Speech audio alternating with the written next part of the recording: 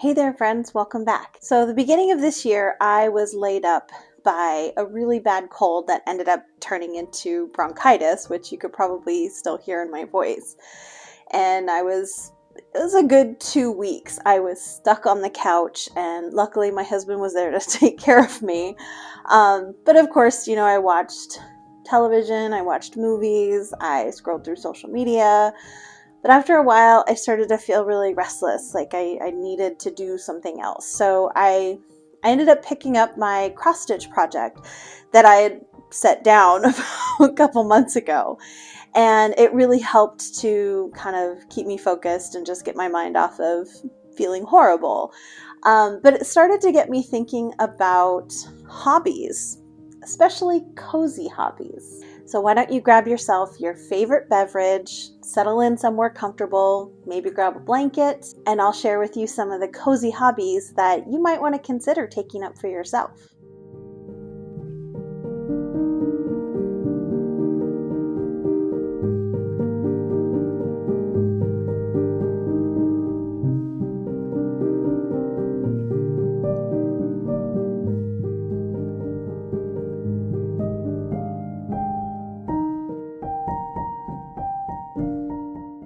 So what is a hobby anyway? So a hobby is defined as an activity done in one's leisure time for pleasure. Now, I tend to split up hobbies into two basic categories: physical and intellectual.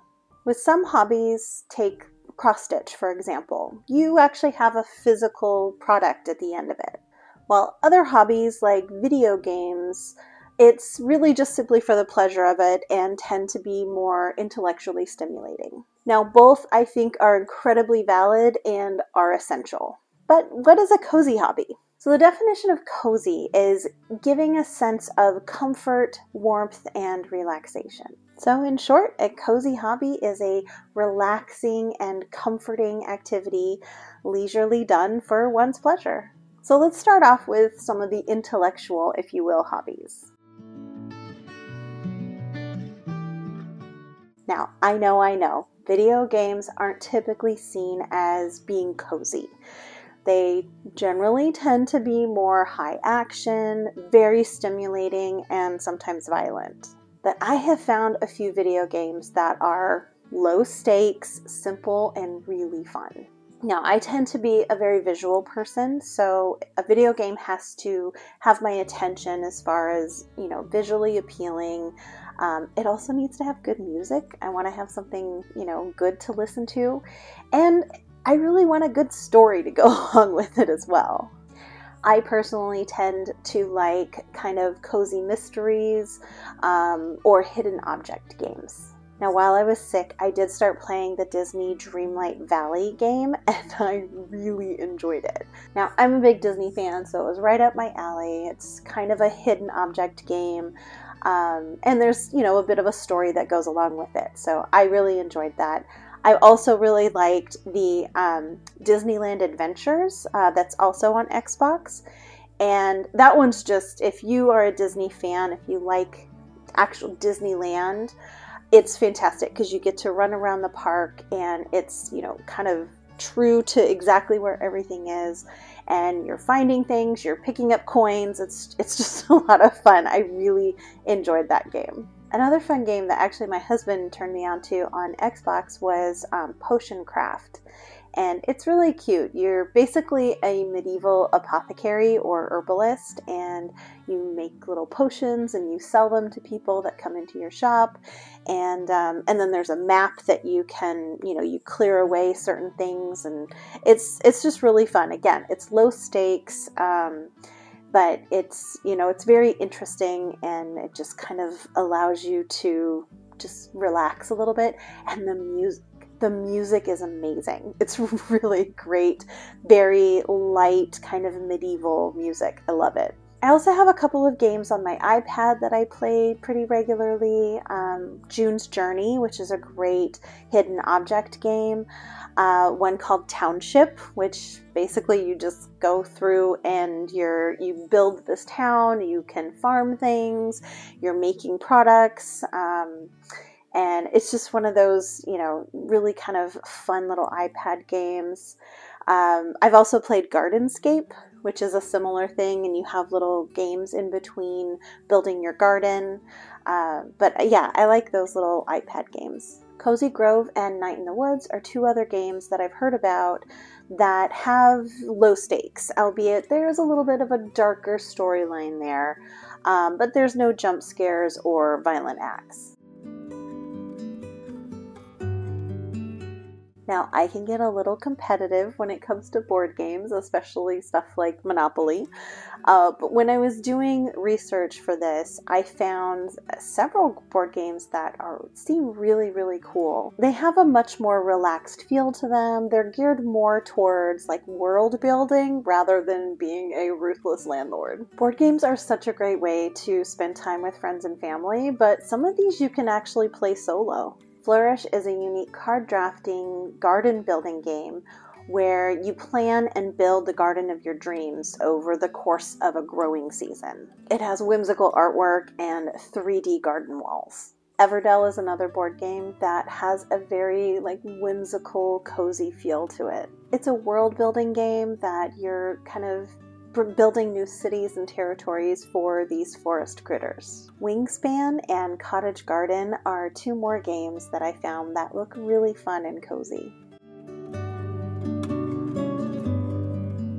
Now, of course, reading in general is definitely a cozy hobby. I mean, they don't say cozying up with a good book for no reason. But there are times that I'm just not really wanting to delve into the stories of my book. And I'm just looking for a delightful perusal of maybe some vintage clothes or recipes or short stories from days gone by. I have a collection of different kinds of vintage magazines, and I really like kind of just flipping through my Better Homes and Gardens magazines, Liberty magazine, or even my American Hairdresser magazine and learning a few new hairdos. Of course, any magazine will do, but as a vintage enthusiast, I do prefer to look through some of these vintage magazines. Okay, so now let's move on to some of the physical hobbies, so the things that will actually produce a physical item. Cross-stitch, embroidery, knitting, crocheting, or even needle felting are some really cozy hobbies. So I'm currently working on a cross-stitch project, but it is a gift for a friend, so I don't want to show it on camera. But I do want to share with you this really cool embroidery starter kit that I recently got on Etsy. It basically helps you learn some of the more common embroidery stitches. I'm very excited to start learning how to embroider. I've very much enjoyed my cross-stitch projects, but I really want to learn how to embroider. I'll put the link to this starter kit in the description below in case you are interested in checking it out for yourself. All of these fiber art hobbies are a fantastic pastime, and you have something really great when you're finished.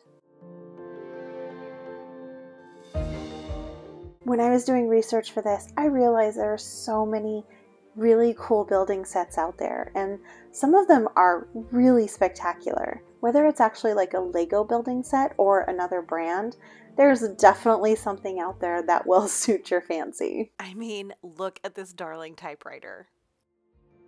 Another type of building sets are book nooks. If you've not seen these before, they are so darling. They're generally the size of kind of a large book and have different themed scenes to them. When they're complete, you just set them in your bookcase in between some books. Some of them actually have lights to them, and it's such a great way to add character to your bookshelves. Think scrapbooking or memory books or a junk journal. What is a junk journal, you ask? Basically, a junk journal is just a handmade book of recycled or found materials and paper ephemera. The journal itself can be used however you want. You can use it as a writing journal to write down your thoughts or ideas. It could be a place to draw or paint. But I like the idea of using the journal as like a mood board. You just collect items that you like, stickers, fabric swatches, magazine cutouts, photographs, whatever you want, and just make it for your own inspiration. Maybe a seasonal mood board or for a special event, or decorating or fashion inspiration. And the great thing about it is that it doesn't have to be well thought out or perfectly constructed. That's kind of the point. The materials for a junk journal are generally found or recycled, so it's eclectic and sustainable. I sadly do not have the talent for drawing or painting, but I could absolutely get into paint by numbers. There's so many different options for paint by numbers that you can paint just about anything. I think this is a really great option for those that maybe aren't as comfortable in their creativity and think, it's hard to come up with a concept on their own. And this could really help to build confidence. Something to remember about any hobby is to focus on the purpose over productivity. It's important to be able to separate our hobbies from our need to be productive. We live in an achievement-oriented culture, which can make it really hard sometimes to switch off when it comes to doing something for pure joy. This is definitely something that I struggle with, which is a big reason why I like to make sure that my physical and my intellectual hobbies are balanced. That way I'm not hyper-focused on just producing something and then moving on to the next thing. Hobbies should be low pressure, relaxing outlets for our downtime, and above all, bring us genuine fulfillment and enjoyment. And having a hobby can be incredibly beneficial for our physical and mental well-being. They can improve your creative problem-solving skills, and bringing out your creative side can really lead to an increase of a sense of well-being, which is always a good thing. And finding a community of like-minded people who enjoy doing the same activities is even more beneficial. Thank you so much for joining me. I hope this was helpful and gave you some ideas of how you can incorporate some cozy hobbies into your life. I'll leave links in the description below so you can find some of the items that we talked about, and I hope that you'll share with me what cozy hobbies you love. Thanks again. I will see you soon. Bye.